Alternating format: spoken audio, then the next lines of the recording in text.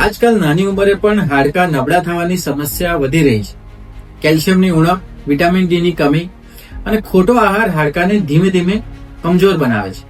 નમસ્કાર મિત્રો, મારું નામ doctor Pratik Rathod, orthopaedic surgeon, Sai hospital, આકલા.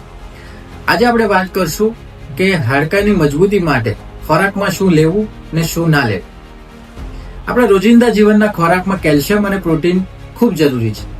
આના માટે આપણે દરરોજ લીલા શાકભાજી, દાળ, પનીર, દહીં, દૂધ, છાશ અને જો લેતા હોય તો નોનવેજ જેમ કે ચિકન કે મટનનું સેવન કરી શકીએ છીએ.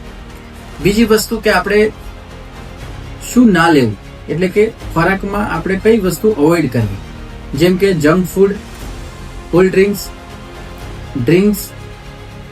આ સિવાય જો આપણે કોઈ વ્યસન કરતા હોય જેમ કે ધૂમ્રપાન કે ગુટખા, તો આને આપણે અવોઇડ કરવું જોઈએ.